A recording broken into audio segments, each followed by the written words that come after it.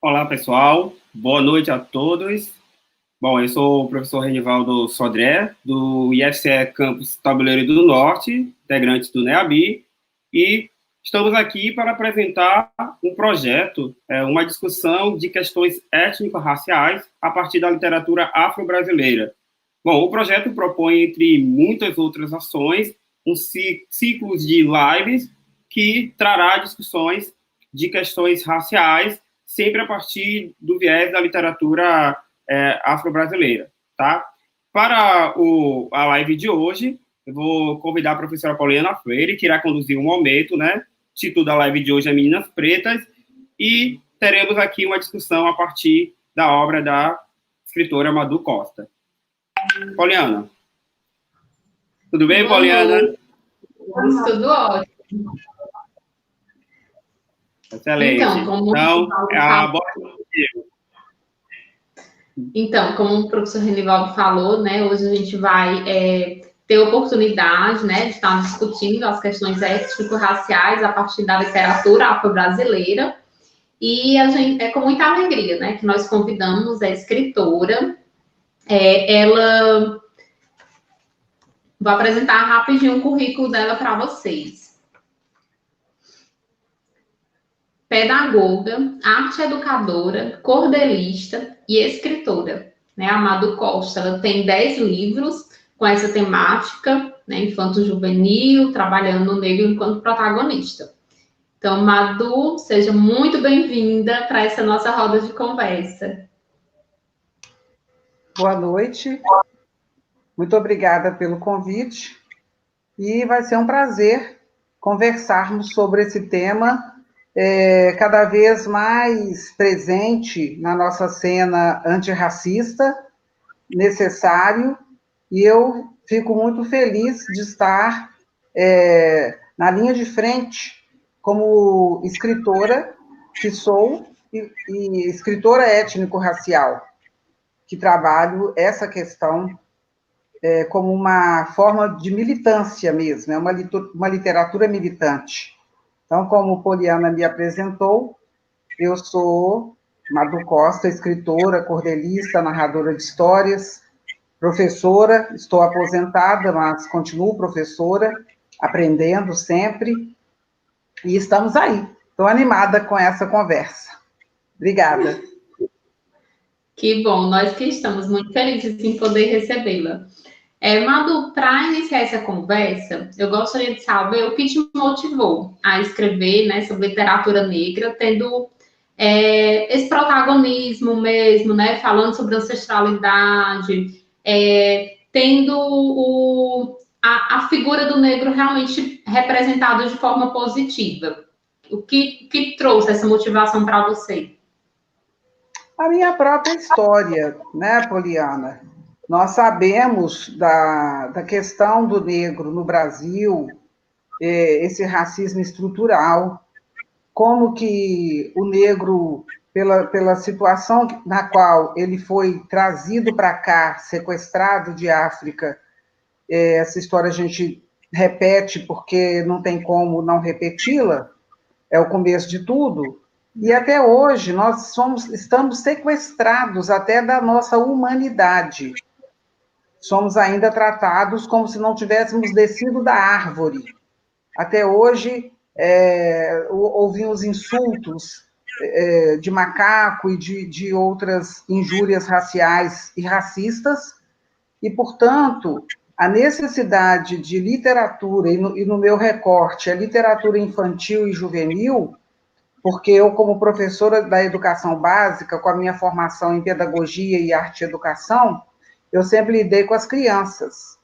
E a partir das minhas experiências de vida como mulher negra, como criança negra, que sofria rejeições, que não sabia nomear na época que aquilo era manifestação racista, mas assim que a gente vai compreendendo e vai sabendo nomear, a gente começa a utilizar ferramentas mais potentes, porque quando a gente sabe o nome do nosso opressor, do nosso algoz, a gente luta nomeadamente com o nosso inimigo. E a falta de protagonismo negro na literatura infantil, e a falta de representatividade da figura negra na rainha, nas princesas, no protagonismo de crianças brincando, soltando uma pipa, jogando uma bola, as meninas com seu cabelo em paz, né, sem precisar estar sendo sempre alisando ou prendendo os cabelos. Então, assim, partiu da minha própria necessidade e da minha família e da minha convivência com as crianças. E desse reconhecimento que, como eu tinha e tenho essa expertise da escrita, e eu tinha como um laboratório maravilhoso as próprias crianças na sala de aula demandando, eu me senti à vontade e até mesmo na obrigação de preencher, de alguma forma, essa lacuna do protagonismo e da representatividade negra na literatura infantil. Muito bom. Na sua infância, você sentiu falta dessa representatividade? Né, eu falo isso porque, assim, aqui no Brasil, né, a gente tem esse pioneirismo, assim, recente, né? Há 20, 30 anos, né, que a gente tem livros realmente tendo negros como protagonistas. Mas na sua infância, você teve essa representatividade? Como foi para você, né? Se sim ou se não, né? Essa representatividade na sua construção, né, Thaís? Não tínhamos, não é? Nós líamos os clássicos que representavam a Europa. Grimm, e esqueci o nome do outro escritor que escreveu os clássicos, né? Perrault. Então, Chapeuzinho Vermelho, Branca de Neve, essa turma toda, loura, de olhos azuis, assim como as bonecas, não é?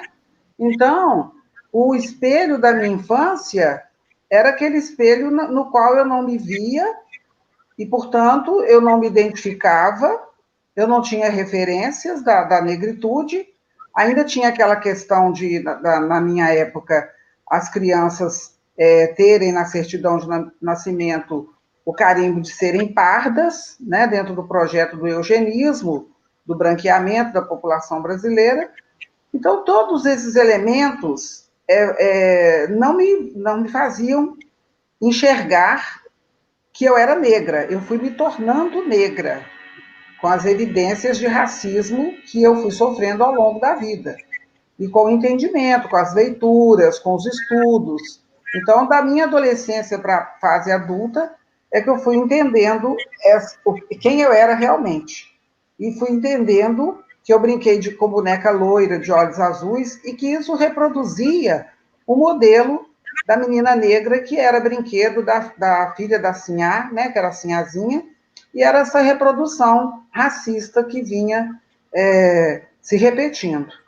E, mais efetivamente, a produção literária com protagonismo negro se dá em 2003, não é? Um dos primeiros atos do presidente Luiz Inácio Lula da Silva, se não me engano, no 8 de janeiro, quando ele altera a LDB vigente, que é a 93/94, de 1996, incluindo artigos nessa lei das diretrizes e bases da educação nacional, artigos que tornam obrigatório o estudo sobre a história do continente África, né, a Lei 10.639, de 2003, ela não é uma lei solta, isso é importante que a gente fale, ela veio recuperar uma lacuna da LDB, da Lei de Diretrizes e Bases da Educação.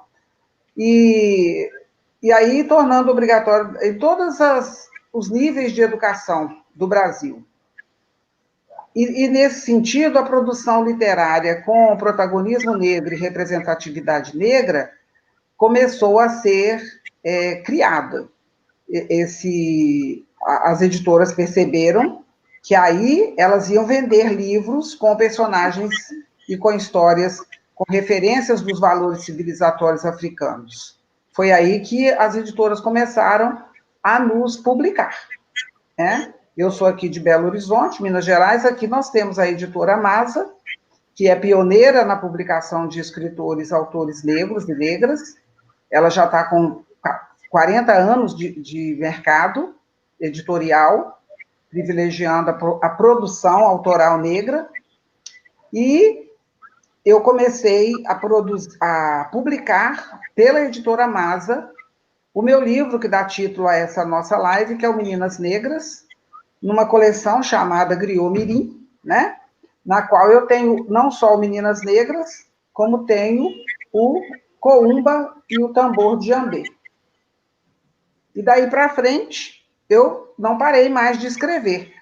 Não tenho mais livros publicados, porque com essas crises que o Brasil vem passando, de novo, a gente encontra a dificuldade de publicar. Mas, contudo, eu tenho hoje 10 publicações, sendo 2 internacionais, lá em Moçambique, que eu estive lá, inclusive essas 2 esculturas que estão aqui atrás, elas são lá de Moçambique. E aí eu vou pensando africanamente e vivendo a minha ancestralidade, colocando esses elementos na minha produção literária. Madu, como você bem falou, né, o seu livro, né, Meninas Negras, ele nos serviu de inspiração, né, para este momento. E no livro, né, você fala dos sonhos, né, de 3 meninas, você fala da cultura, da ancestralidade, né, você fala do respeito mesmo a essa ancestralidade africana. E aí eu gostaria de perguntar em que circunstâncias esse livro nasceu, como é que ele foi pensado, produzido, certo? E qual a mensagem que você quis trazer com o Meninas Negras? Então, ele foi uma encomenda, exatamente, da editora Masa, pela dona da editora, Maria Mazzarello, que ela me disse: Madu Costa, agora nós temos a lei que nos ampara e vamos vender os livros com os nossos meninos pretos protagonizando. Então, escreva textos curtos que tragam leituras subliminares, em poucas linhas, fale muito, deixe pistas.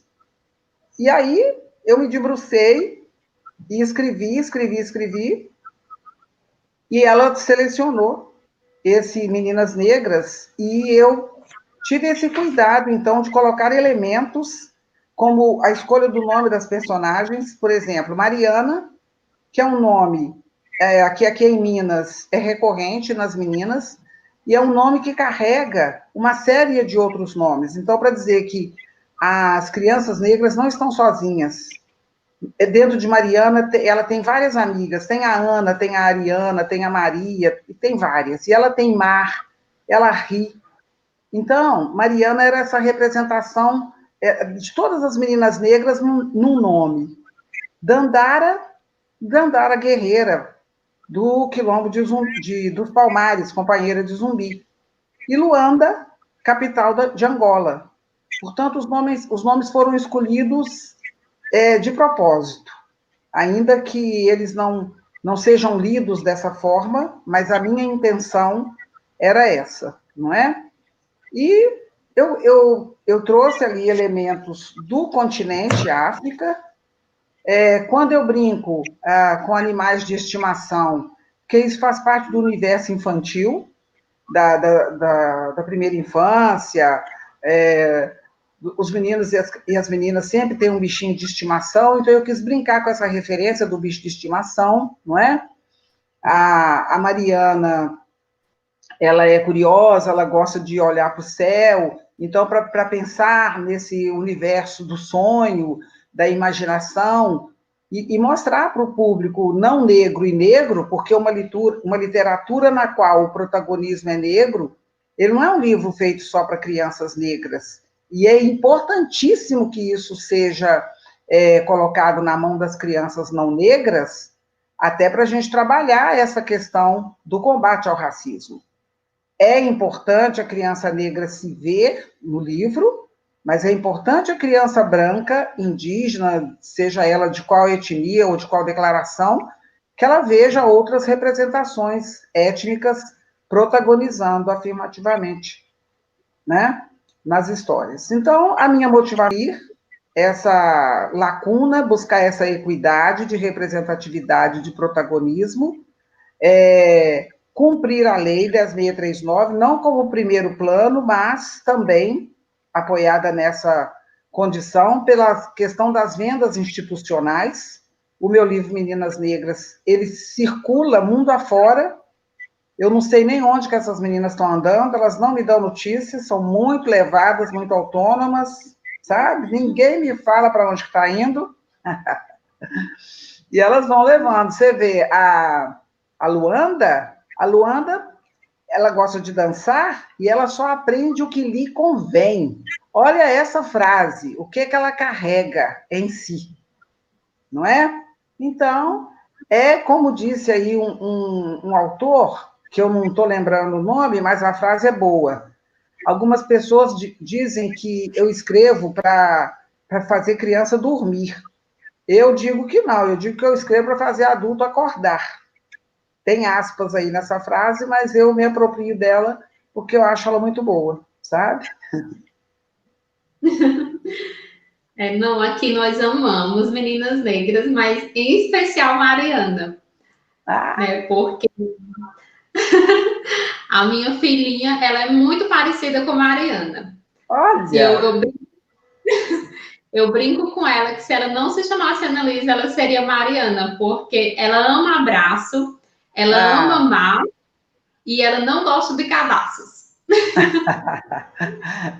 Aí você já pegou o outro livro, né? Cadastros Amarrados, que a Mariana está. E Mariana é essa menina que está aqui no Cadastros Amarrado e está aqui, ó. Outra vez. Então é uma tríade, hein? Então, Mariana aqui em casa é super sucesso. Legal, que bom. Matu, a gente tem uma pergunta, se é possível mensurar o impacto do racismo na autoestima de meninas e meninos negros? Nossa, como é? Como é? Tem um vídeo da Benilda que, assim, é uma lição que ela fala que o racismo na infância, ele é tão danoso, ele é tão cruel, que na fase adulta e na velhice, a pessoa que sofreu o racismo na infância, ela vai lembrar do fato e do nome do algoz, do nome do agressor. Deixa marcas, feridas profundas, não é? Ontem eu estava numa live do canal Pensar Africanamente, e aí a Silvani, se não me engano foi ela, ou uma das outras colegas, falando que aconteceu, acho que foi a Wanda, aconteceu um suicídio de uma menina negra por conta do racismo. Esse racismo revelado na intolerância dos colegas de escola ao cabelo crespo dessa menina. Ela se jogou de cima de um morro muito alto lá e morreu. Então, o racismo na infância, ele pode matar simbolicamente ou de verdade uma infância inteira, ou a pessoa nem chegar à fase adulta por conta disso. E a gente sabe quantos dos nossos, né, além do racismo estrutural, tem o genocídio, que já ajudar não é nem um verbo que dá para colocar aqui, que piora essa situação, porque enquanto nós, seres humanos, negras e negros, formos tratados como outro ser que não seja humano, nós vamos ser tratados de forma desigual e a nossa vida não vai valer grande coisa. Portanto, o racismo vai reafirmando essa coisificação. Porque se o bullying, ele humilha, o racismo, ele desumaniza. E aí, como que um ser humano pode se sentir gente, pessoa, se ele está sendo desumanizado a partir da infância por conta da sua etnia, da sua ancestralidade. É uma doença terrível, o racismo.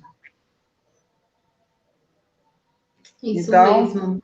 Não dá para medir, mas dá para a gente imaginar o tamanho do problema, sabe? Uhum. Não, é muito triste. Matu, você falou um pouquinho da questão do modelo de embranquecimento, né, na sua fala anterior a essa. E a gente ainda vive, né, essa tentativa de anular a identidade negra. E aí eu gostaria de saber de você, enquanto formadora, né, enquanto educadora, professora, assim, de que forma, né, nós podemos atuar para tentar diminuir, né, essa tentativa, né, de anulidade e de que forma a gente pode colaborar, né, para que essa identidade negra ela possa ser construída de forma positiva. Olha, Poliana, primeiro eu mudo. Não é nem diminuir e nem colaborar. Para mim, é uma questão, como é que eu vou dizer? Eu quero achar as palavras que sejam bem assertivas, porque o racismo ele já dura há anos e ele é estrutural. Então, para ser professora e professor no Brasil, principalmente na educação básica, e isso é um recado direto para as academias que formam aí as pedagogas e todos os outros cursos de magistério, necessariamente a pessoa precisa estar formada no combate ao racismo, fazendo primeiro um exame de consciência sobre o seu posicionamento em relação a esse combate. Primeiro, como que ela se declara, como que ela se vê desse mundo, não é? Quem que ela enxerga no espelho quando ela olha, a partir da fenotipia, a partir da história genealógica da vida dela, da árvore genealógica, as marcas identitárias, melanina, do formato do nariz, da boca, do cabelo, tanto do homem quanto da mulher. Por quê? O dano já começa na própria família e vai piorando na escola. Portanto, nós estamos reproduzindo esse racismo na medida em que a gente pensa que vai diminuir ou colaborar para melhorar. Eu penso que não dá mais. É como se fosse assim, eu estou com um prato de mingau quente, eu vou ter que correr o risco de queimar a boca, mas eu tenho que comer pelo meio. Não dá mais para ficar comendo pela beirada. Já deu. Como se não bastasse, nós temos uma lei que é de 2003. Cadê esse país cumprindo lei dentro da escola? Se a escola não é um lugar de cumprir lei, onde é que a gente vai achar isso? Cadê a fiscalização? Não me venham me chamar para falar de racismo, de combate ao racismo no dia 20 de novembro, não. Não me venham, não, que eu fico muito brava. Sabe? Me chamem de janeiro a dezembro, passando por novembro. Mas não venham como o índio lá no 19 de abril e o negro lá no 20 de novembro. Aí vai falar assim, mas eu fiz uma coisinha. Fez uma coisinha, um escambau. Vai ser professor e vai ser professora estudando, tendo consciência de que já deu, já basta de racismo nesse país. Então, a forma da gente combater efetivamente o racismo é na rua, é dentro da casa da gente, é dentro da gente, para começar. Antes de ir para a rua, para a escola, é dentro da gente. Porque não existe racismo reverso. O negro, ele não é racista, mas ele reproduz atitudes racistas por assimilação e, às vezes, por nem se reconhecer como negro. Tá? Então, é preciso entender esses conceitos. O que é o racismo brasileiro, é entender que o povo negro, ele não oprimiu o povo branco, só o povo branco que oprimiu o povo negro. que tirou deles as oportunidades, os privilégios. Esse é o racismo brasileiro. Portanto, não me venham com racismo reverso. Então, esses entendimentos, eles são condição sine qua non para você pensar numa sociedade que se veja a curto prazo, pelo amor de Deus, eu quero estar viva para ver isso, sabe? Escolas que não sejam reprodutoras desse modelo excludente, desse modelo racista. Então, não é contribuir, não é colaborar, é assumir como tarefa de cumpridora de uma lei que alterou a LDB desde 2003. Eu, como professor, eu tenho que ser exemplar. Se eu não cumpro lei, como que eu vou ensinar meu aluno a fazer isso? Se eu sou gestora de uma escola e eu deixo passar, e aí eu vou até brincar, eu deixo passar em branco uma lei que cuida da questão do preto, eu estou sendo racista por omissão, conivente.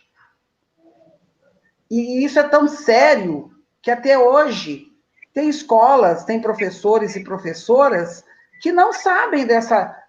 como que atua com a Lei 10.639, com a 11.645 de 2008, que inclui também o estudo sobre as etnias indígenas e a formação do povo brasileiro com esses componentes indígenas e africanos. Percebe, Poliana? Então, é muito mais sério. Eu gostaria de ser convidada a ser secretária de educação de um município, de um estado, que eu ia botar para quebrar, sabe? Ai, ai, ai. Que nervoso. Foi muito bom, assim, eu acho que já valeu super a pena nesse momento, só por essa sua fala. Assim, uma fala verdadeira, né?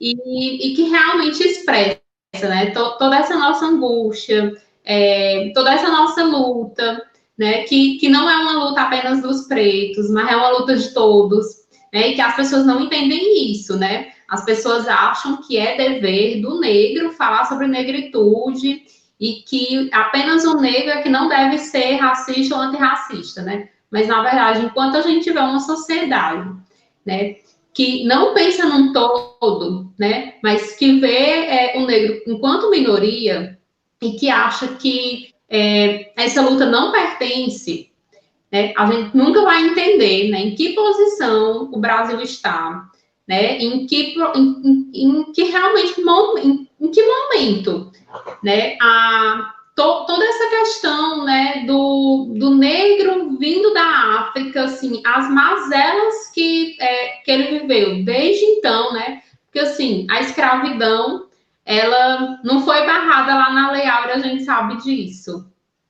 E é uma luta diária. Eu sempre falo isso, assim, que é uma luta que não compete, né, ao 20 de novembro, né, não compete realmente. Porque tem que ser aquela luta, assim, diária para tentar, né, realmente, não tentar, mas provocar na sociedade essa mudança.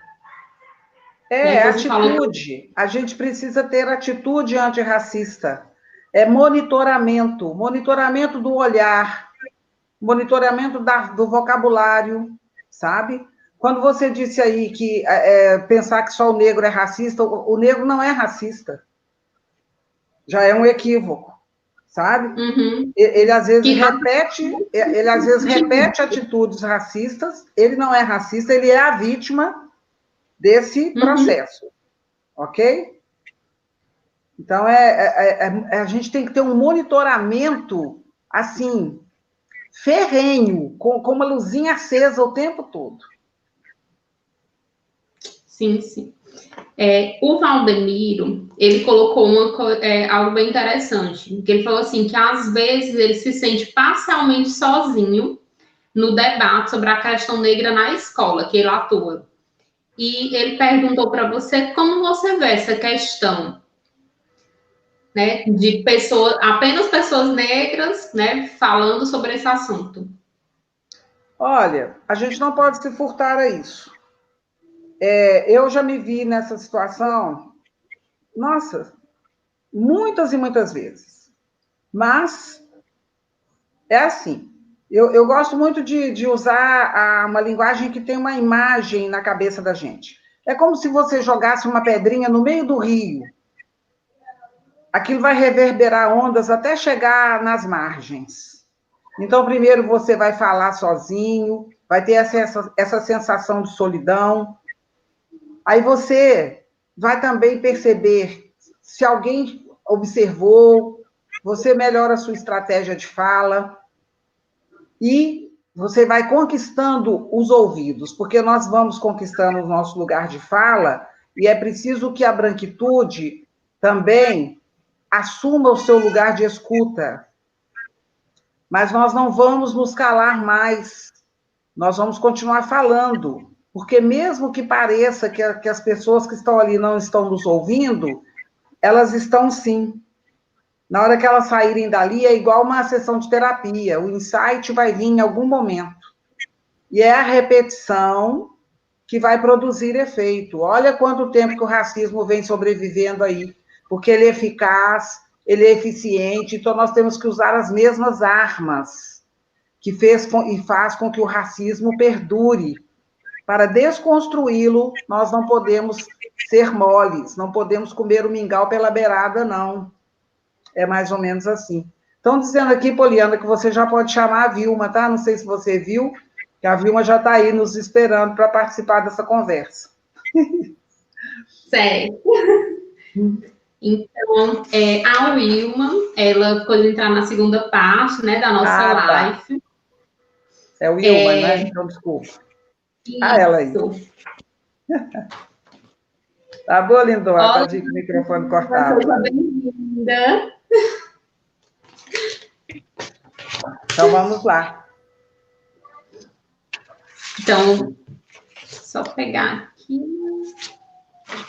Deixa eu só apresentar para vocês a Wilma. A Wilma Nancassa Coadé. Ela é bacharel em Humanidades, estudante de Sociologia da Unilab. Ela é embaixadora da Juventude da ONU, ativista de direitos humanos e oriunda de Guiné-Bissau, África. Então, fazendo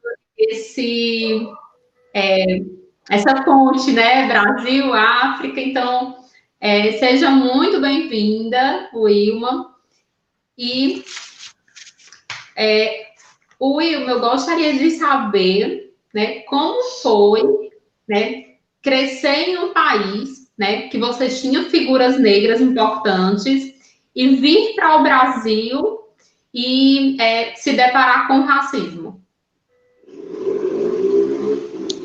Olá, boa noite a todas, né, e a todos, né, contando com o pessoal que está aí assistindo agora, né. Eu gostaria, antes de mais, de agradecer o convite, de estar aqui para aprender, em primeiro lugar, né, e para somar também. Gostaria de saudar, né, a honrosa presença da maravilhosa Madu Costa, da Poliana, saudades, inclusive, né? Enfim, é um prazer estar aqui, né, mais uma vez, como eu disse, para a gente ter essa conversa, e eu gostaria de dizer que eu fiquei muito feliz de contemplada, ouvindo a Madu Costa, né, trazendo esses pontos, esses aspectos sobre a educação, né, o ensino da história, da cultura afro-brasileira nas escolas do ensino, das escolas brasileiras em geral, certo? Achei bem pertinente, sobretudo, ela ter salientado a questão de que, às vezes, tem um discurso muito equivocado sobre o negro racista, né, do racismo reverso. Portanto, eu acho que são questões que a gente precisa explicar, que a gente precisa conversar sobre, e mais vezes, principalmente, para poder explicar de forma muito detalhada e direito, né, essa questão. Agora, voltando à questão a mim colocada, certo, eu acho que a resposta, de forma muito resumida, de ter nascido e criado na Guiné-Bissau, em primeiro lugar, é o resultado do que eu sou hoje, né? Da forma como eu lido com a questão da minha identidade, com a questão da minha autoestima, com a posição que eu assumo, né, nesse mundo de conhecer a minha ancestralidade, conhecer a minha história, a minha cultura e de orgulhar-se disso, né, de valorizar tudo isso.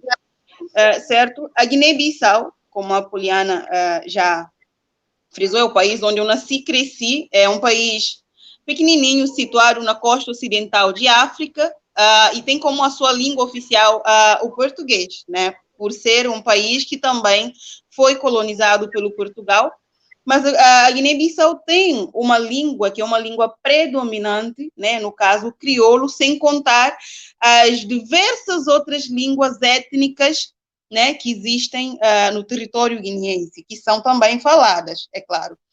Certo, eu nasci e cresci num país maioritariamente preto, certo? Onde a maioria das pessoas que eu conheço, com quem lidei, que cresci, que se ouvia falar, são pessoas pretas.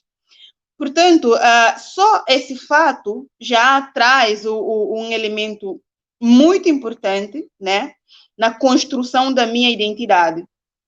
Eu nasci, cresci e aprendi a me ver como uma mulher preta, linda, né, sem ter que, no entanto, me comparar ou tentar encaixar com os padrões brancos já pré-estabelecidos.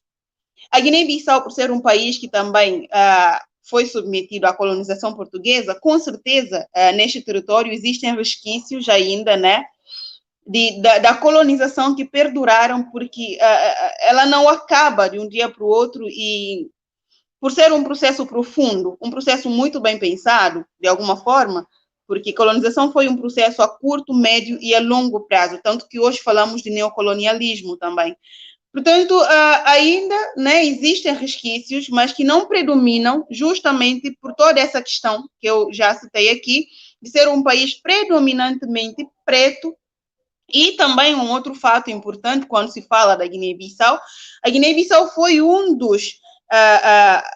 das colônias mais resistentes que a Europa já teve, já conheceu. Para quem conhece um pouco a história da Guiné-Bissau, né, a colonização foi muito dura, claro, como foi em muitas outras regiões, mas a Guiné-Bissau, para conquistar sua independência, precisou lutar durante 11 anos, né? Uma luta armada para conquistar a sua independência, e a população guineense foi muito resistente no que tem a ver com a questão da cultura, no que tem a ver com a questão da religião, né? É um povo que sempre lutou, né? Sempre resistiu à presença europeia, ocidental, neste território. Portanto, a construção da minha identidade de outras mulheres guineenses não foi algo que foi muito, tipo, alienado, por exemplo. Não sofreu todo esse processo colonial, coisas de tal. Portanto, chegando aqui no Brasil, eu cheguei aqui no Brasil em 2016, não que eu não tenha ouvido antes ou estudado de alguma forma, mas eu acho que estar no lugar, estar no território, física, pessoalmente, muda toda a visão, toda a perspectiva, toda a narrativa. Chegando no Brasil e principalmente deparando com o racismo, eu comecei a perceber um pouco mais, ou pelo menos tentando perceber um pouco mais, como é que foi, né, todo o processo de escravidão, o processo da colonização aqui no Brasil, e também o processo de construção de uma identidade negra que ainda está muito, muito atrelada a estereótipos, a racismo, a preconceito e tudo que é de negativo. Portanto, aqui no Brasil eu comecei de alguma forma, ainda na Unilab, a ter muitas conversas, debates com muitas meninas brasileiras, afro-brasileiras, no caso, negras, também, para falar sobre essa questão da beleza, essa questão da autoestima, essa questão da identidade negra em si, de como elas lidavam com a sua cor de pele, com o seu cabelo, com os seus traços fenótipos, com nariz, boca e outros traços por aí adiante. Aí eu comecei a perceber que existem muitos outros problemas, né, profundos, e essa questão da aceitação era muito difícil, né? E também comecei a ter mais acesso a leituras de autores como, por exemplo, Frantz Fanon, Nilma Lino Gomes, entre outros autores ainda, né, que falam dessa questão. Tem uma passagem muito interessante no livro de Fanon, que ele fala que o processo de mixigenação estabelecido, aplicado aqui no Brasil, com o intuito de embranquecer a população brasileira dentro de 100 anos, um século, não surtiu efeitos que se esperavam na altura, em termos teóricos, tipo, de tornar o Brasil um país completamente branco. Isso não aconteceu, claro, até porque a população negra é numerosa, mas esse projeto, esse processo, de alguma forma, teve seus êxitos. E quais seriam esses êxitos?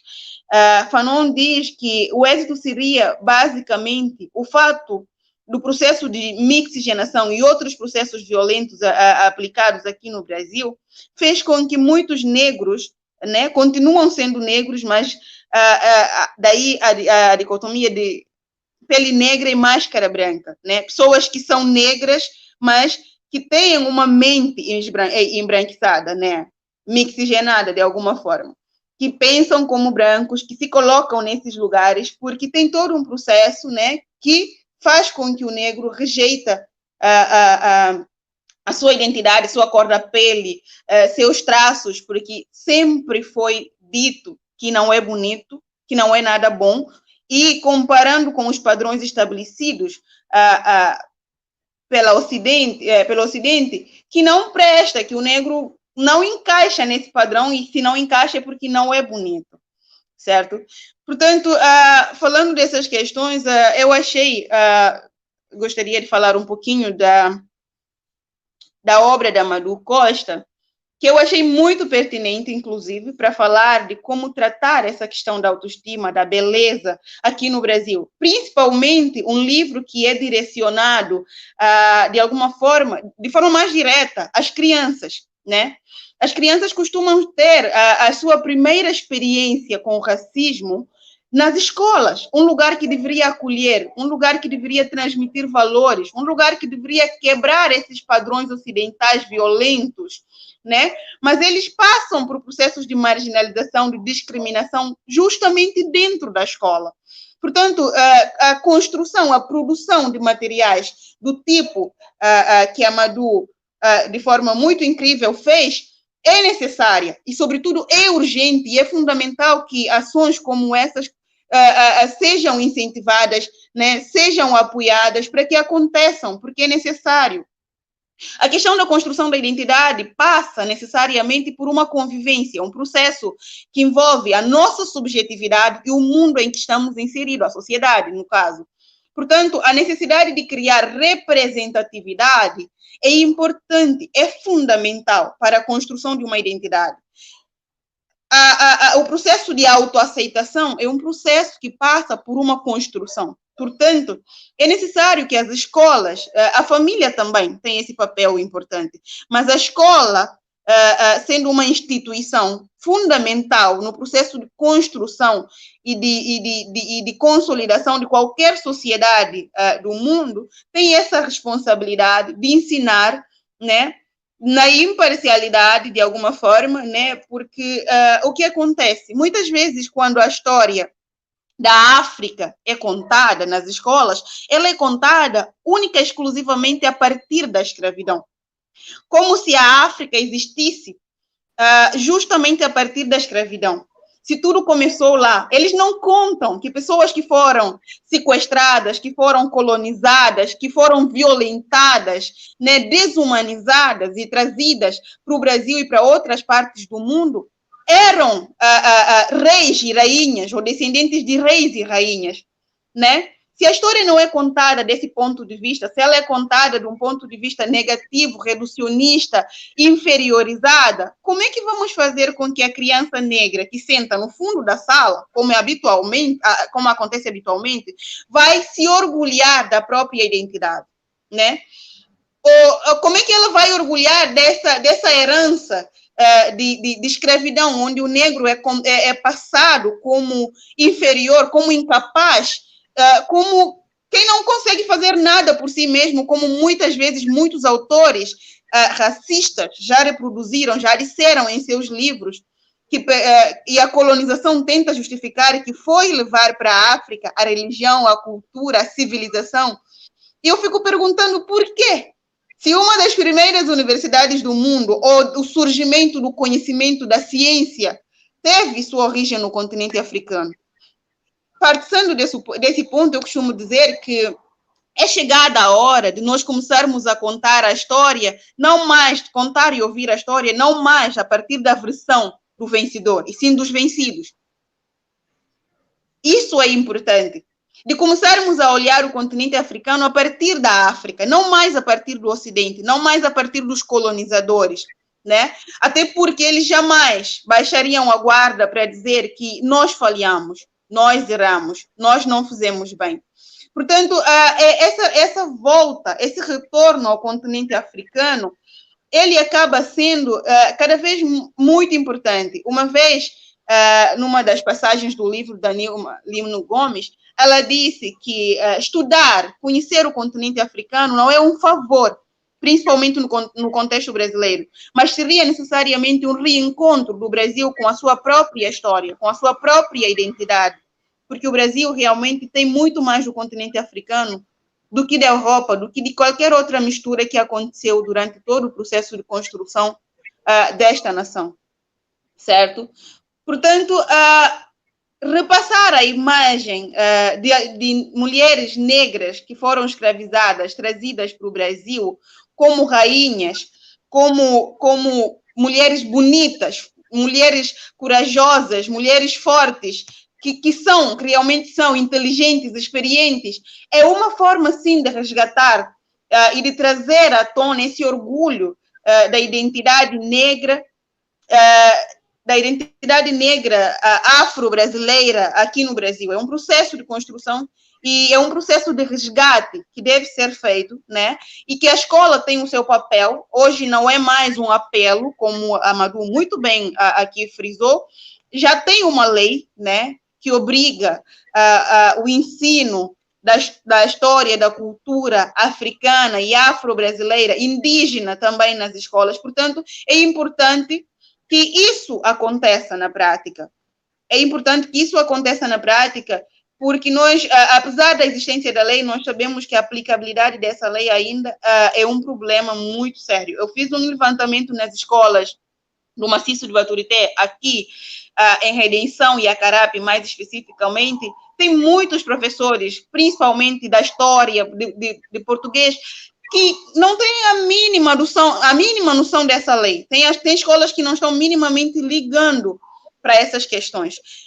Eu sou petiana e no PET eu concebi a ideia e juntamente com outros colegas nós criamos um projeto denominado África na Unilab.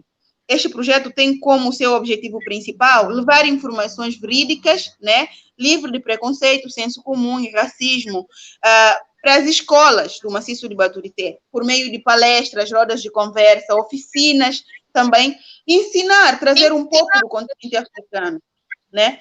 Isso tudo numa perspectiva de tentar combater esses estereótipos, essa visão reducionista, negativa, racista sobre o continente africano, que muitas vezes é veiculada nas mídias brasileira e do mundo todo em geral, de tentar trazer essa imagem positiva da África que existe, mas que muitas vezes não é mostrada em função dos estereótipos que foram criados.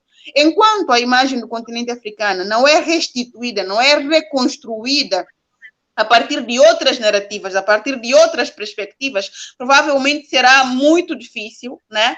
Essa luta de retorno, de construir visões afro-brasileiras. Portanto, é importante nós construirmos uma nova visão, uma nova narrativa, uma nova perspectiva acerca do continente africano, acerca dos africanos e possivelmente começar a ver os descendentes desses ex-escravizados aqui no Brasil como personalidades, como pessoas que lutaram, que o processo de abolição da escravatura não foi uma benevolência do Estado brasileiro, até porque o Brasil foi o último país do mundo a abolir a escravidão.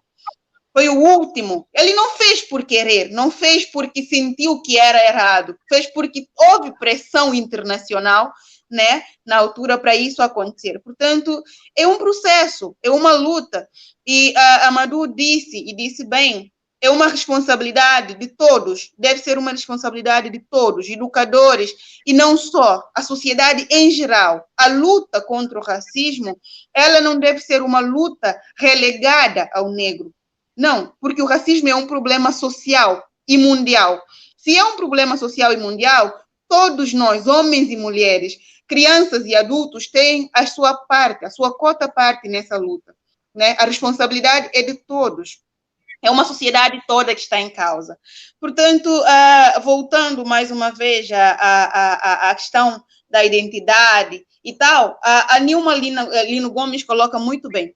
Identidade, ou a identidade negra, em particular, é um processo de construção cultural, social, histórico, né? Mas, quando se fala da identidade negra, em particular, principalmente aqui no Brasil, é importante nós lembrarmos a dimensão política. Quando uma pessoa negra se autodeclara, se autorreconhece negra, né, preta, não é apenas uma questão de identidade ou de dizer eu sou negra, é também uma questão de resistência, de afirmação, né? É uma luta, né? Toda vez que uma mulher negra constrói sua autoestima e se sente bem consigo mesma, ela mexe com toda uma estrutura da sociedade, né? Porque a insegurança causada pelo racismo, pela discriminação, pelo preconceito, beneficia muito esse aparelho capitalista e racista, né? No mundo todo, no Brasil em particular, porque toda mulher negra que não se assume negra, ela refugia, encontra refúgio, abrigo em muitos produtos, né? Que é feito justamente para tentar, mais uma vez, esconder toda a potencialidade, toda a beleza da mulher negra. Então, quando uma mulher negra se assume negra, evita dos postiços, coisas e tal, se for usar, tudo bem uma mulher negra usar cabelo humano, usar outras coisas, mas desde que seja com a plena consciência de que o seu cabelo também é lindo, o seu cabelo também é bonito, porque realmente é, né? Então, é um processo que deve começar em casa, com os pais das crianças, mas também uma responsabilidade que deve ser assumida na escola. E essa responsabilidade que eu estou dizendo, ela não deve ser assumida necessariamente apenas na tentativa de dizer, de celebrar 20 de novembro, como a Madu disse. Não. Se o racismo afeta e causa vítimas todos os dias, todas as horas, em todos os lugares, portanto, a luta deve ser do mesmo jeito. Todos os dias, todas as horas, em todos os lugares. A luta não deve parar em nenhum momento, porque todo minuto que nós nos calamos, morre uma pessoa preta. O Brasil é um dos países do mundo que mais mata pretos. Jovens pretos são mortos todos os dias com base nos estereótipos, né? Quantas vezes a polícia mata por simples fato da pessoa ser preta, porque a cor preta já é a cor de suspeita. Ser preto é já carregar todo um conjunto de estereótipos. Muitas vezes eu digo, quando uma pessoa negra não se assume negra, não se reconhece negra, não é porque ela tem ódio da cor preta que tem. Não é necessariamente isso. Ou se tem, é porque foi um processo de construção. E quem nasce numa sociedade, com certeza adquire os valores dessa sociedade. A sociedade brasileira é uma sociedade altamente racista. E nós podemos ver isso em todos os setores, na escola, nas igrejas, em todos os lugares, resumindo. Portanto, é preciso recompor essa imagem, né? É preciso incutir na mente das crianças negras que elas são lindas. Uma vez eu disse, se eu pudesse, levava todas as crianças negras para Guiné-Bissau até uma determinada idade para depois voltarem, porque ali iriam, sim, saber conviver com as suas belezas, saber enxergar, se enxergarem no espelho e se reconhecerem lindas, rainhas, porque são. Só que nascem numa sociedade que impõe, que ensina a elas a esconder, a ficar atrás, a se verem como feias, né? Portanto, é importante começarmos a empoderar as nossas crianças. É importante começarmos lá no processo de ensino, de formação de professores, ensinar as questões raciais. Nossos professores têm que ter conhecimento sobre.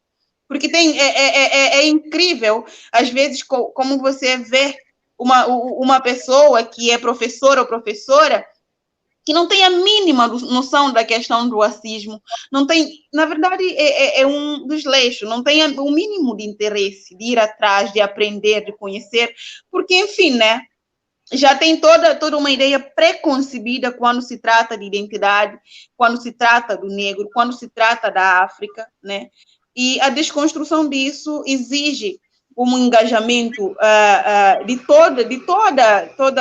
toda a engrenagem social, né? A parte do Estado, mas a parte dos indivíduos enquanto cidadãos e dos professores, porque são realmente responsáveis por esse processo de construção de conhecimento, né? E de transmissão de valores. Isso, portanto, é importante.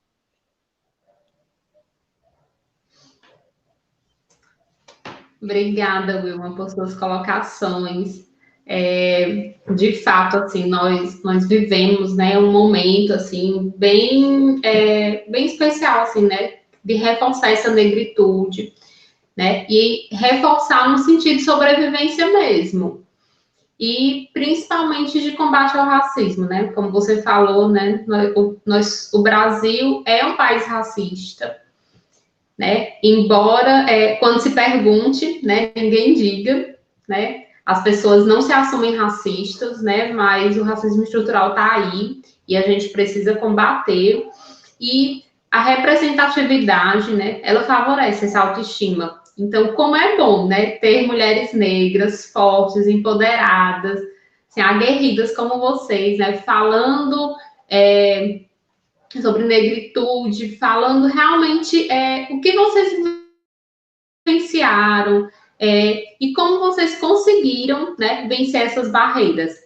E eu gostei aqui de uma pergunta da Gabi, que ela falou assim, que Mariana sonha com a liberdade. Então, Madu, essa liberdade que você falou, né, no livro, você fez referência à questão a falta de liberdade que o negro ainda tem nos dias de hoje, né, no nosso país. A liberdade de ser quem se é. A liberdade para deixar o cabelo da gente em paz, que o cabelo, nosso cabelo, povo preto, é cabelo crespo, é cabelo que cresce para cima, é macio, né? Ele não é ruim, não faz nada de ruim para nós, né? É lindo. Então, liberdade para ser quem somos e não ficarem querendo nos enquadrar em padrões de beleza que não nos cabem. A nossa beleza é a nossa beleza negra.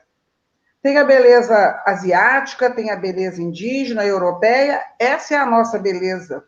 Então, sermos livres para nos identificarmos com essa beleza, com o nosso povo ancestral, original, africano.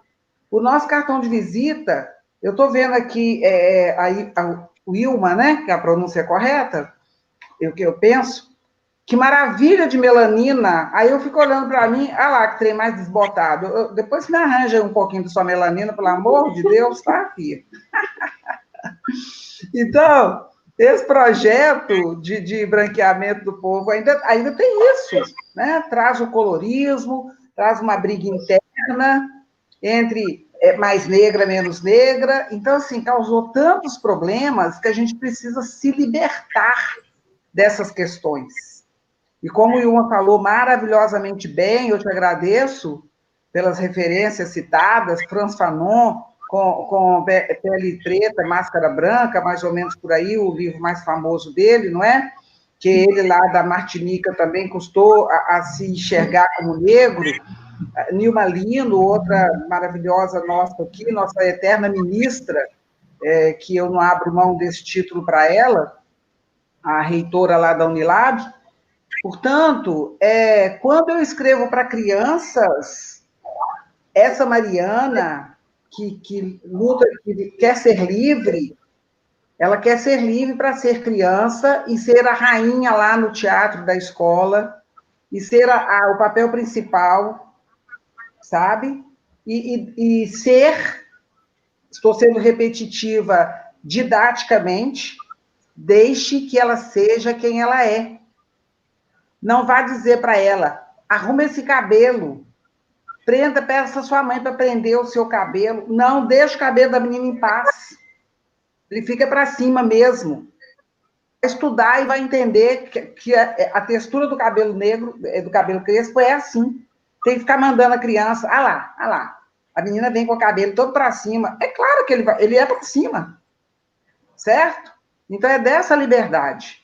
O meu nariz, com as minhas narinas bem grandes, olha que beleza. Entra bastante oxigênio. A boca, olha que linda.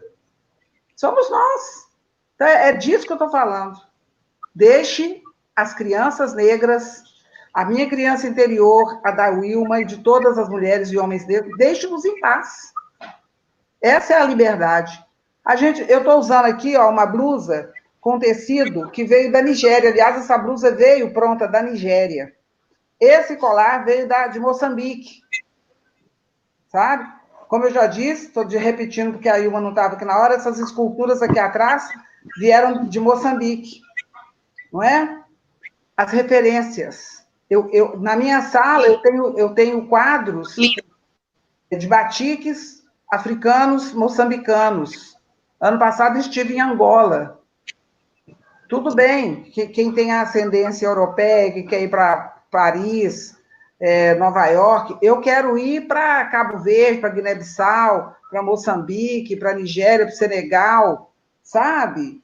Eu quero pisar o chão que os meus ancestrais viveram e que foram sequestrados. Eles não vieram, eles foram arrastados de lá, foram sequestrados. O Oceano Atlântico chora até hoje os que foram jogados lá.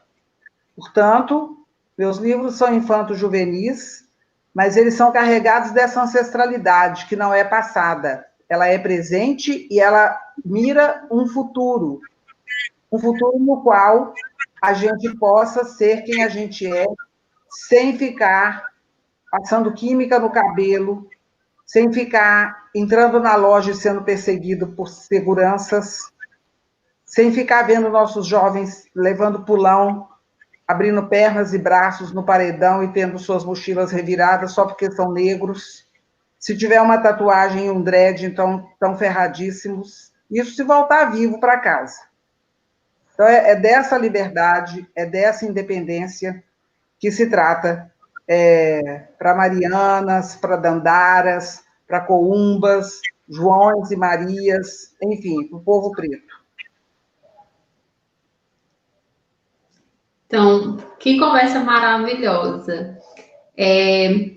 Eu só queria que você reforçasse, Madu, sempre perguntando o site, não sei se você sabe o site, mas a editora você já falou, né, a Masa, as pessoas perguntando onde adquirir as obras. Então, não só, eu tenho, a maioria dos meus livros é pela Masa Edições. Hoje nós temos as lojas virtuais. Clicou lá naquele nosso amigo Gugu, que é o Google, Editora Masa, vocês encontram a loja virtual e façam as encomendas, né?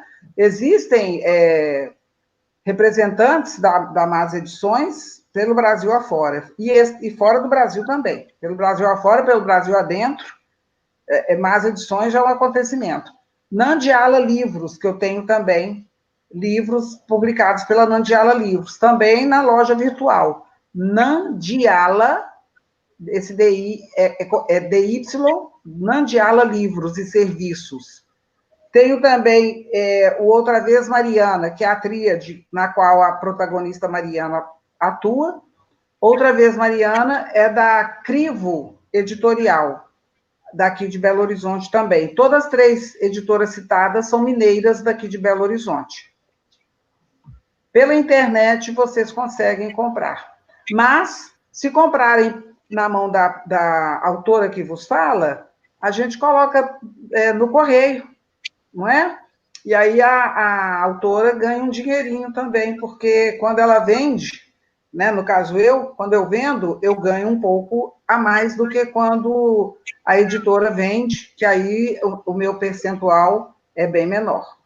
Então, eu vou, não sei como é que funciona aí, colocarem meu endereço, ou me procurem no Instagram, Madu Escritora, que aí a gente conversa e eu mando para onde vocês estiverem. Tenho feito isso demais.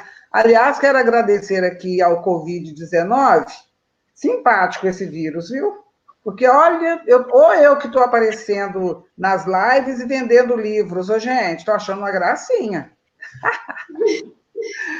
Então, é isso. Liberdade. Meu pai falava comigo e com meus 6 irmãos. A cabeça erguida. Não andem olhando para o chão. Andem de cabeça erguida e o olhar é no horizonte. Caminhe. Ninguém vai caminhar para você.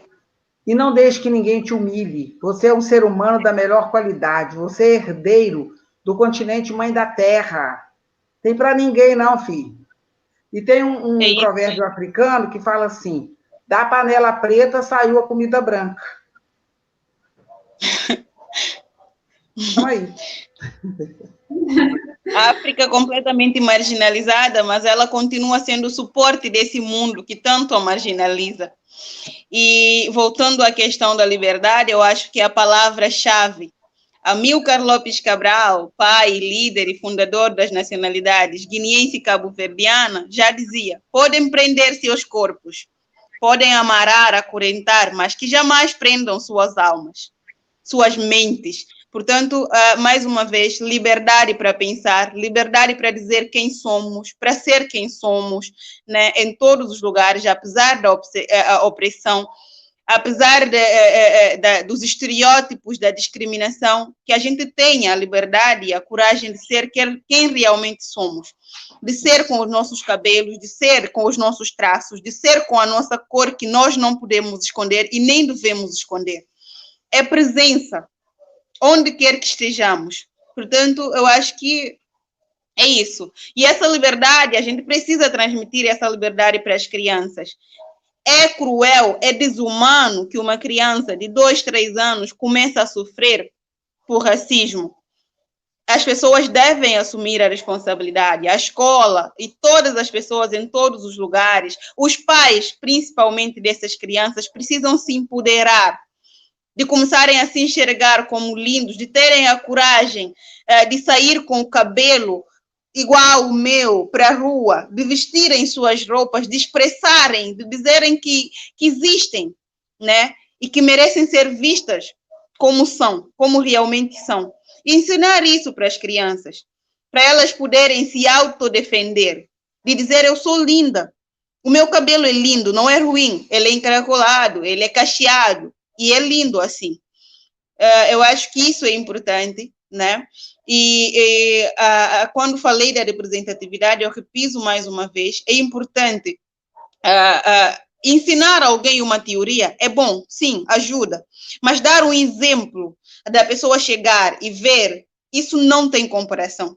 Eu já conheço crianças negras com quem lidei, que hoje lidam melhor com os seus cabelos, lidam melhor com a sua cor de pele, porque enxergam em mim o orgulho, a autoestima que eu tenho, que eu não construí aqui, né? Eu vim de uma outra realidade e acontece o que acontecer aqui jamais abalará a minha autoestima, porque eu conheço a minha ancestralidade, eu conheço as minhas raízes. Ainda hoje me visto de trajes de rainha Oquinca Pampa, porque eu conheço a história, né? Conheço o poder, o valor que essa mulher tem na história, na cultura da Guiné-Bissau. Para quem conhece a rainha Nginga de Angola e outras rainhas espalhadas por todo o continente africano, com certeza se orgulhariam de serem descendentes de rainhas e de reis, e não de escravizados. E quem deveria se envergonhar com esse processo da escravidão não são os negros, e sim os brancos desumanos que são, né, que saquearam, que mataram, que assassinaram, que colonizaram e sequestraram africanos. Portanto, construir a identidade negra, construir a autoimagem positiva, passa necessariamente dessa busca, desse caminho, e eu achei muito pertinente, mais uma vez eu volto à obra da Madu Costa, de como as personagens são descritas, como elas estão apresentadas, né? Quando eu vejo a palavra linda, inteligente, expressada para descrever essas meninas negras, alegres, esperançosas, livres, libertas, isso é importante. É importante que uma criança negra, quando segure o livro, leia e consiga se enxergar como a Dandara, como a Luanda ou como a Mariana. De se sentir linda também. E de sentir, sobretudo, essa vontade de voltar às raízes, de conhecer suas raízes. Quando eu falo isso, eu não falo necessariamente de entrar num avião e ir para o continente africano. Existem várias formas de fazer viagens. Nós podemos viajar lendo um livro. Sim. Então, é nesse sentido que eu quero voltar aqui para dizer que eu nasci no Brasil, não é? Mas, concordando com você, eu tive um pai e uma mãe que, embora do jeito deles ainda não identificando que aquele cuidado que eles tinham era uma proteção antirracista, mas eles afirmavam a nossa beleza e eles nos diziam: nunca andem olhando para o chão. Isso. Reconheçam o valor de vocês, estudem. E meus pais eram leitores, eles contavam histórias para nós, contavam histórias da ancestralidade deles, né? E do jeito deles, como eu disse, eu tenho 6 irmãos, nós 7 somos pessoas com vida, com êxito. A minha família é uma família de pessoas poderosas. A nossa ancestralidade herdada das rainhas e reis, dos nossos ancestrais, elas estão chipadas em nós, nos nossos filhos, nos nossos netos, e a gente não aceita menos que isso. E nos orgulhamos da nossa história e da nossa ancestralidade. Então, o professor que colocou que às vezes ele se sente sozinho, como eu disse, às vezes a gente vai se sentir sim, né? Professor Valdemiro Severino Filho, viu, professor? Às vezes a gente vai se sentir um pouco sozinho, sim. Mas sim. Não tem problema, não. Na verdade, a gente nunca está só, porque a gente nunca vem só. Um negro, quando conta a sua história e quando se identifica, ele não está sozinho, ele traz todo um povo, ele traz todo o povo negro, toda a sua ancestralidade consigo. Então, fique firme, porque tem uma questão também da espiritualidade africana, herdada por nós, ainda que a gente não tenha consciência disso, que quanto mais a gente se identifica com essa ancestralidade, mais protegidos e mais ativas e ativos nós somos. É uma coisa, assim, incrível, maravilhosa, vai nos dando uma lucidez, uma elasticidade cerebral fantástica. A fala vai fluindo, a gente vai se lembrando das referências, vai falando dos autores, é Bell Hooks, é Franz Fanon, porque a gente tem as referências, a gente lê, a gente estuda, porque a gente quer chegar e poder falar com o outro.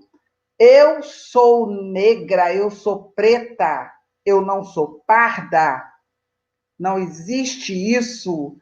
Eu conheço a minha história, eu conheço a minha ancestralidade, eu conheço os valores civilizatórios que me constituem como esse ser que eu sou. Então, ao dizer isso, a gente não está sozinha. O artista maravilhoso, Marcial Ávila, está dizendo aqui que a Lei 10.639 deve ser usada na transversalidade em todas as disciplinas durante todo o ano. Não é isso? Obrigada de falar da minha coerência. É que realmente eu procuro ser coerente na minha fala e na minha atitude, como pessoa, como educadora, como artista. É um monitoramento para a gente não cair em contradição. Um discurso aqui, uma prática ali. Não, é isso. E é diuturno. Não, a gente não tem tempo de recreio para isso, não. É o tempo todo. Porque o tempo todo o racismo está apontando para você a sua arma, que é letal. É o olhar que é lançado para uma criança, para um jovem negro, não é? É aquela desconfiança do adolescente negro de chinelo de dedo e boné na esquina que a pessoa levanta o vidro do carro. São as piadas racistas. E tudo isso tem que ser combatido diuturnamente.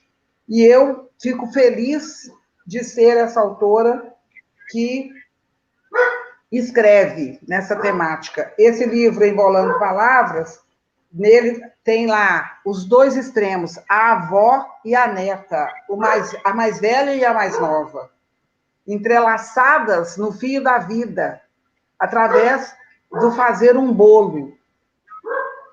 Quem não conhece, eu recomendo. Ela já pode pedir para Madu Costa manda pelo correio, né? O livro Embolando Palavras. Entre outros. Então, cada livro, ele vai trazendo elementos que vão inculcando, vão formando a consciência sobre esses valores civilizatórios africanos que nos constituem como identidade diaspórica brasileira, e vai dando esse orgulho de ser quem somos, para essa liberdade de Mariana, para aprender o que lhe convém como Luanda, do Meninas Negras, para estimar os bichos de África, porque sabe que são de África. Então, os bichos de estimação de Dandara não são cachorrinhos nem gatinhos, são girafas, elefantes, como essa analogia, essa metáfora aí, da representatividade e desse protagonismo, não é? Então, assim, tem que ter muitas lives, por isso que eu estava agradecendo o Covid, porque em outra situação a gente não estaria aqui, não é? Com essas janelas abertas e com pessoas de vários lugares, tanto aqui na sala, quanto nos assistindo em várias partes aí do Brasil e fora, e falando desse assunto tão importante, tão necessário, sabe? É isso aí, Gabi Fernandes, obrigada. A Chara concorda, Madu, obrigada também. Então, passando de novo a palavra aí, gente, que a pessoa que vai falando, né? Porque tem muita coisa a ser dita.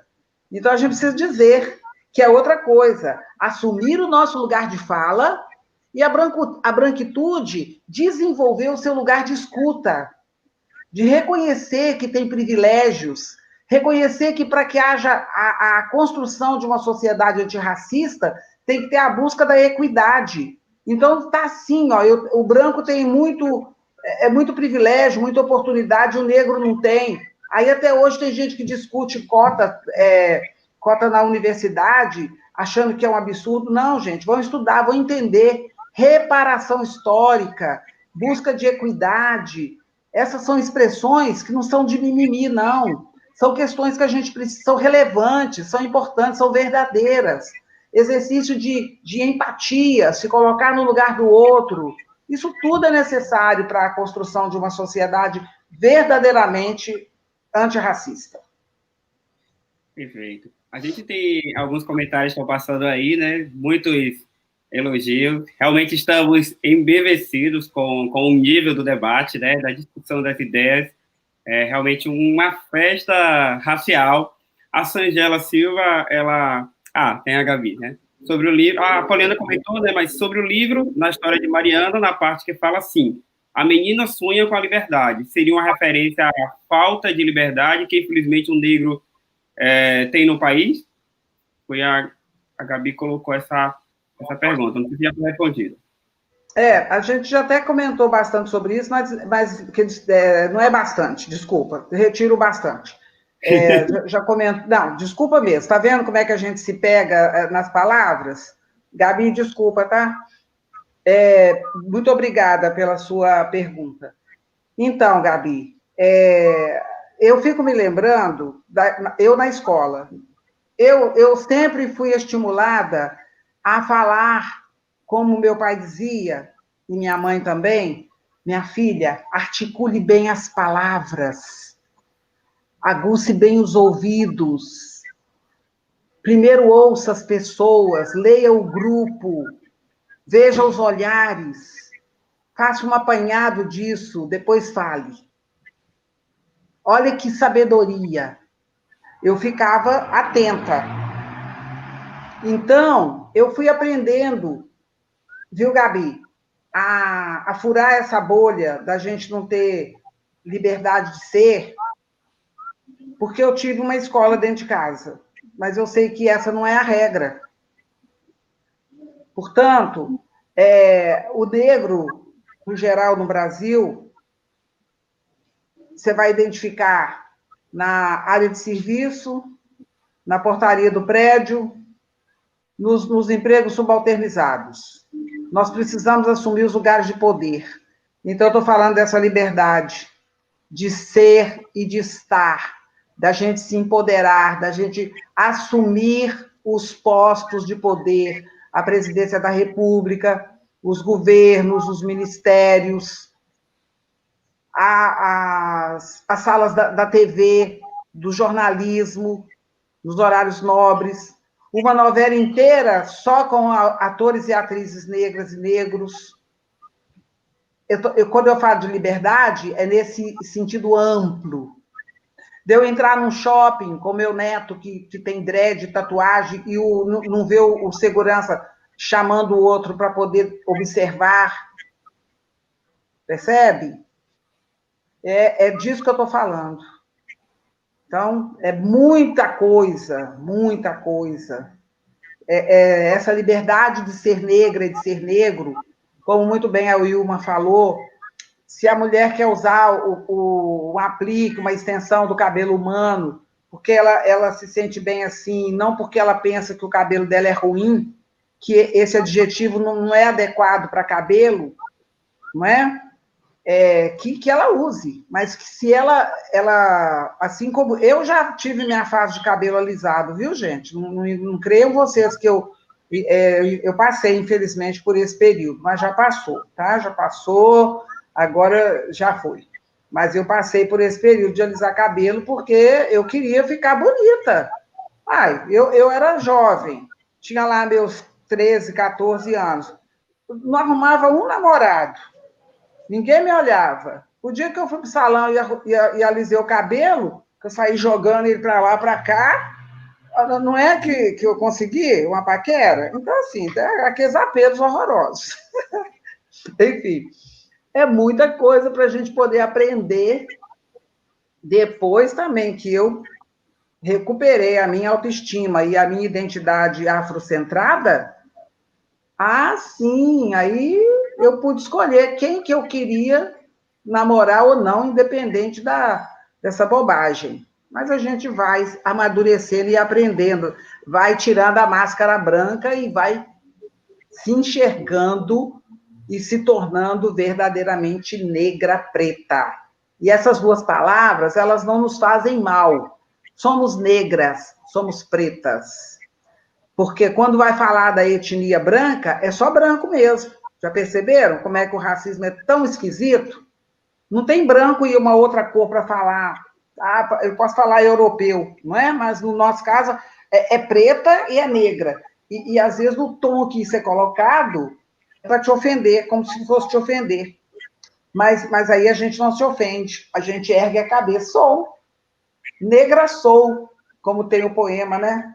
Me chamaram negra, chamaram-me negra. Eu esqueci o nome da poetisa agora. Enfim, Portanto, essa liberdade de ser envolve isso tudo. Eu vou colocar meu turbante, eu vou deixar meu cabelo para cima, eu vou prender, eu vou fazer extensão. Deixa meu cabelo em paz. Eu vou pintar de roxo, amarelo, vermelho, o cabelo é meu. Vou raspar se eu quiser, né? Mas eu preciso fazer isso sabendo quem eu sou. E não para atender um modelo ocidental baseado na beleza da Barbie europeia,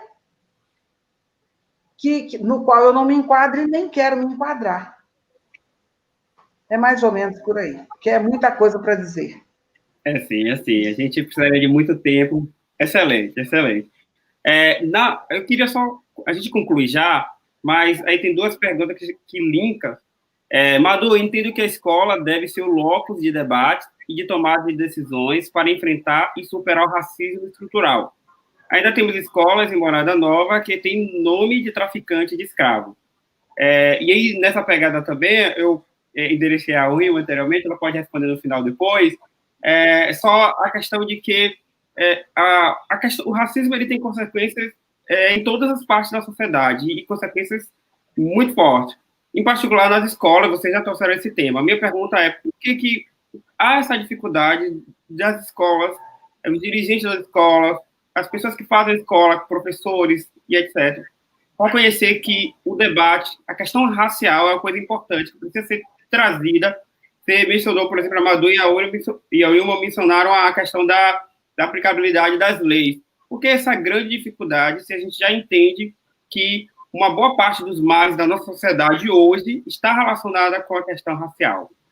Aí eu acho que a gente poderia finalizar com esses links aí. Olha, Renivaldo, não é de hoje, não. É de sempre, esse problema.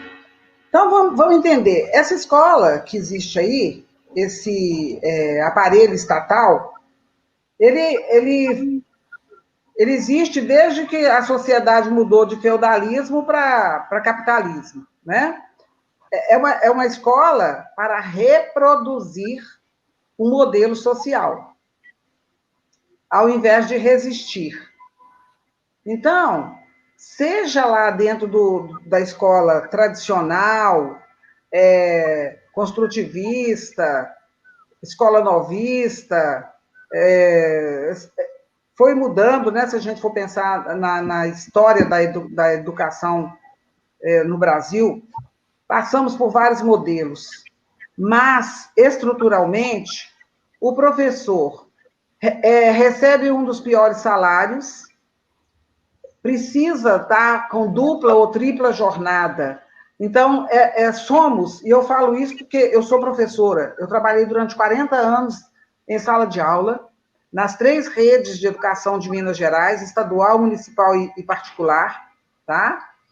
E eu, como eu disse, eu fui estimulada a ler desde cedo, então eu sempre fui leitora de literatura, eu sempre estudei, tendo certificado ou não, mas eu tenho aqui na minha casa mais de 70 certificados de cursos de curta duração, média duração, que eu fiz ao longo da minha carreira de professora, mas essa não é uma regra.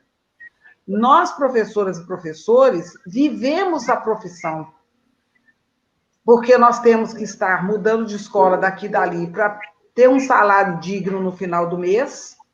Então, nós não temos dinheiro que sobre para grandes leituras, para ir ao teatro, ao cinema, isso eu estou falando de forma efetiva, não é? E para ter uma casa própria, para fazer viagens de férias com o salário de professora. Então, nós vamos ficando um pouco deformados nessas questões. Tem isso. Tem um grupo que supera isso e vai à luta. Temos o racismo estrutural, que ajuda no sentido da manutenção dessa reprodução da escola como um lugar de microsociedade, do qual vai alimentando esse monstro do racismo. Temos uma ineficácia na fiscalização do cumprimento da da lei, que alterou a LDB, que desde 2003, que já deveria estar sendo implementada e fiscalizada. Então, é um conjunto de fatores que vai fazendo com que a escola fique sucateada do ponto de vista da mentalidade das equipes docente e gestora. Isso eu não posso generalizar, mas, infelizmente, é um quantitativo maior. Tem muita escola aí, modelo, dando show, eu tenho certeza disso, mas aí a gente está falando de Brasilzão grande, né? Que ainda tem lugar que os meninos vão estudar sentados no chão, com goteiras e tudo mais, escolas que não têm biblioteca, professores que não leem, formação que às vezes a pessoa trabalha o dia inteiro, vai para uma escola de pedagogia à noite, e eu falo isso também porque eu já fui para faculdades e vi isso, a pessoa cansada, acabava até dormindo na carteira. Como que vai dar certo esse projeto? É muita coisa que tem que ser mexida, sabe? É mais ou menos isso. Então, assim, eu estou aqui cutucando a ferida com o dedo. Sim. Não esquecendo que tem coisas maravilhosas, mas a gente está, a partir da sua questão, não dá para dourar a pílula.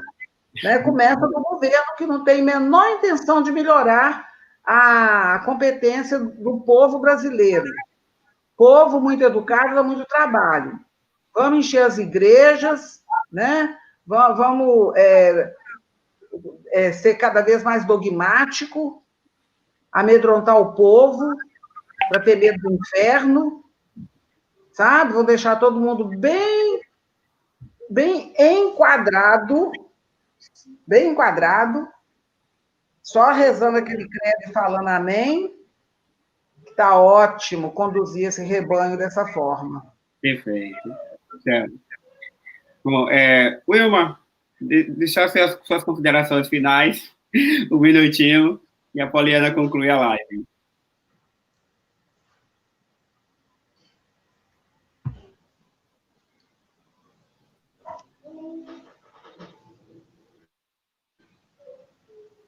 Sou eu ainda? É a Wilma, ela vai... Ô, gente, já que eu liguei o microfone, só agradecer e já sai, tá, Wilma? Muito obrigada. Eu ficaria aqui falando mais vezes, porque é como eu queria falar para o professor que se sentiu um pouco sozinho. É isso, professor. A gente toma a palavra, a gente liga o microfone na hora que não é da gente, mas a gente fala, sabe? A gente fala, deve ter um monte de gente aí me xingando, não tem problema, não. Sabe? Como eu falava na escola, eu não vim aqui ser candidata de simpatia. Eu sempre fui uma professora combativa, bocona. Por quê? Porque eu estudo, eu sei quem eu sou, eu sei o que significa ser servidora pública, eu sei a escolha que eu fiz de ser professora. A gente tem que monitorar o comportamento da gente e ser exemplar. Não sou perfeita, errei muito, sou ser humano, mas que eu procurei acertar, corrigir as bobagens e ir para frente, foi a vida inteira. Foram 40 anos em sala de aula, gostando demais do que eu fazia. Obrigada, boa noite. Estou passando a bola. Obrigado. A Margarete Santana está dizendo, Madu, você é diva. Obrigada. Certo. O meu aparelho estava travando aqui. Enfim, em síntese, falar da escola, dessa questão do ensino, da história, da cultura, da aplicabilidade da Lei 10.639, é importante, antes de mais, lembrar que a escola é um espaço de relações de poderes. E se nós partirmos desse pressuposto de que a escola é um espaço de relação de poderes, a construção de currículos é também um processo de poderes. Portanto, nessa perspectiva, a escola reflete as prioridades, a imagem de uma sociedade. Se nós sairmos um pouco do muro da escola e formos ver a construção e a constituição da sociedade brasileira, nós vamos perceber que é uma sociedade que em nenhum momento privilegia a educação, o ensino, os valores que têm a ver com os negros. Pelo contrário, desvaloriza, marginaliza, estereotipa e faz tudo que é de ruim. Portanto, os professores que nós temos nas escolas são pessoas que são pertencentes desta sociedade, certo? Se saem de uma sociedade que desde criança, onde aprendem a serem racistas, nós não podemos esperar que por uma mágica, um milagre, eles vão entrar na sala de aula e vão começar a falar de África, dos negros, a valorizar. Não, porque eles não tiveram todo esse processo. Daí, mais uma vez, a necessidade, a importância de lá no processo de formação dos professores, incluir, né, disciplinas, cadeiras que incentivem esse estudo, essa busca de conhecimento sobre a África, sobre as questões afro-brasileiras, para que, depois disso, estes possam, né, ensinar dessa forma, possam assumir uma atitude de professores mesmo, de não quererem ficar em cima do muro, de quando um aluno vem e chega para o professor e diz: olha, o meu colega me chamou de macaco, ele disse que o meu cabelo é ruim, para o professor não dizer: não é, não liga, tipo, como se não fosse nada. É hora do professor assumir o seu papel de professor ou professora, de dizer perante todos os alunos: o seu cabelo não é ruim, o seu cabelo é lindo como qualquer outro cabelo. O que existe é uma diferença. Da outra pessoa é lisa e o seu é cacheado, né? E de dizer que, de explicar toda uma história, mas para o professor assumir esse papel, ele tem necessariamente que ter essa consciência, que ter esse conhecimento e, sobretudo, ter a empatia, né? O que lhe leva a estudar, a tentar entender, a tentar compreender o outro, né? Isso é importante. E enquanto isso não acontecer, infelizmente, nós vamos continuar tendo escolas que não refletem a diversidade de uma sociedade. As escolas brasileiras não refletem a realidade, a diversidade da sociedade brasileira. Quando chegamos nas escolas, quando eu falei de currículo, eu não falei necessariamente de currículo formal, em papel, essa construção, não. Toda uma estrutura da escola também, ela pode ser incorporada como um currículo. Quais são as imagens, as representações que nós vimos quando chegamos numa escola? Às vezes nós vemos até uma imagem de santa, de Jesus Cristo. Em que escola já entramos e vimos algum santo que remete às religiões das matrizes africanas, né? Em que momento se fala das religiões das matrizes africanas nas escolas? Quase nunca. Então, que tipo de escola nós temos? Será que nós temos escolas que estão preocupadas com a desconstrução do racismo, com a desconstrução do preconceito e dos estereótipos? Vale perguntar. A escola não é imparcial. A escola tem um papel preponderante no processo de construção de qualquer sociedade. Se as escolas brasileiras não estão ensinando, não estão combatendo o racismo, então estão reproduzindo. Portanto, eu acho que não é por acaso, não é por uma mera questão que os movimentos negros brasileiros, em particular, tanto lutaram, tanto ensinaram e tanto tentaram conquistar as possibilidades de adentrar as escolas. Daí a criação da Lei 10.639 e dizer que não foi uma benevolência, mais uma vez. Foi resultado de muita luta e de muita gente que deram suas vidas para conquistar isso. Portanto, é necessário essa lei ser aplicada, né? E esse movimento valoriza tanto a existência e a aplicabilidade dessa lei porque acreditaram que a escola é um lugar importante, né, de todo esse processo, né?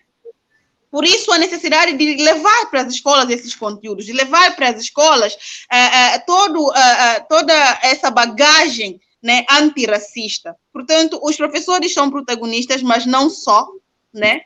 E eles também necessitam passar por todo um processo de construção, por todo um processo de preparação.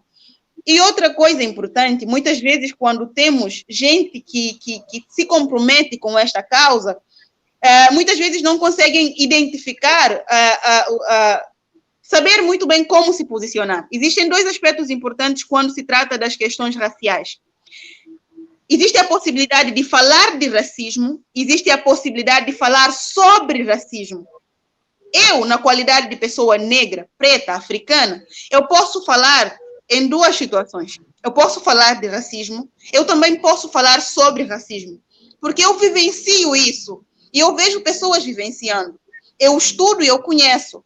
Uma pessoa que não seja preta pode falar sobre racismo, pode repassar a sua experiência de ver outra pessoa lidar com esta situação do racismo.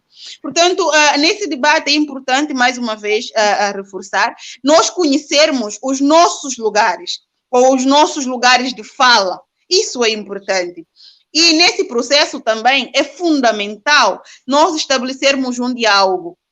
O diálogo tem muito a ver com a questão de eu falar, você me entender e entender em que sentido. É preciso que haja uma escuta sensível, uma escuta afetiva, né? Da pessoa escutar com o intuito de desconstruir, porque do nada adianta eu estar falando aqui 1 hora, 2 horas, a pessoa simplesmente me ouvir e passar. Não, mas de ouvir e tentar, principalmente, ser empático, tentar se compreender no meu lugar e tentar se abrir para se desconstruir. É a partir dali que nós vamos, finalmente, ter possibilidades de desconstruir o racismo, ter possibilidade de construir pontes entre nós e ter possibilidades de construir uma sociedade mais justa, menos racista, menos violenta e mais igualitária, né? Para todos, independentemente da cor da pele, do status social, econômico, por aí fora. Portanto, mais uma vez, é importante que nós empoderemos as nossas crianças, né? Filhos, sobrinhos, primos, netos. É importante que nós sintamos, que nós saibamos elogiar, de dizer para essas crianças que elas são lindas, para elas conhecerem os seus valores, para elas saberem, sobretudo, se autodefender. Para quando o colega apontar na sala de aula e dizer que ela é feia por ser negra, para ela lembrar de contar toda uma história, até o colega não ter tempo para escutar. De lembrar que a melanina é linda, é perfeita. De lembrar a história de seus ancestrais, de lembrar que ela é descendente, ou ele, de rainhas e de reis, né? E, inclusive, de lembrar a pessoa de ir estudar, de ir conhecer. Portanto, é importante nós levarmos isso de dentro das nossas casas, às escolas, às ruas, né? Porque falar dessas questões aqui no Brasil é muito complicada, porque temos uma sociedade que é estruturalmente racista, né? Daí a importância de levar para as escolas e outras instituições importantes ainda. É isso, né? Gostaria de aproveitar já a ocasião de agradecer o convite, né, e a oportunidade de estar aqui, de ouvir a Madu Costa, de constituir esse momento mais uma vez. Espero ter essa oportunidade mais vezes ainda, né? E de parabenizar toda a organização por esse momento incrível de muito aprendizado. Obrigada. A gente que agradece, Oema. Saudade, Oema. Muito bom ter você conosco aqui novamente, ainda que virtual, né? Mas é muito bom falar, né? Ouvir a Madu falar, excelente. Poliana, por favor, conclua. Queremos agradecer a Madu, ao Wilma, né, por essa aula. Como foi bom ouvi-las, né, nessa noite. Como foi bom poder falar, né, sobre essas questões, poder debater, poder realmente nos empoderar, né, enquanto mulheres negras. E eu quero encerrar, já que eu citei, né, que eu gosto muito de Mariana, né, deixar meu abraço, né, assim como Mariana, para vocês, e realmente agradecer, né, por tudo que foi dito, por tudo que nos foi ensinado, né, nesta noite, e agradecer por vocês terem aceitado o convite, né, e ter enriquecido esse debate conosco. Muito bacana, muito massa. Muito obrigado, Wilma. Obrigado, Madu. Excelente, a gente está muito feliz. O NEABI Campus Tabuleiro do Norte agradece demais essa contribuição, né? Em nome do campus, do NEABI, agradecemos vocês por aceitar, né? Participar desse momento com a gente. E assim a gente começa nesse ciclo de... É apenas o primeiro, né? Temos ainda mais 4 eventos como esse, e vocês todos estão convidados. E no próximo dia 6, a Wilma estará no evento com a gente. mais regional, mas breve a gente divulga. Obrigado, gente. Boa noite a todos. Boa noite. Boa noite, obrigada. Tchau, tchau.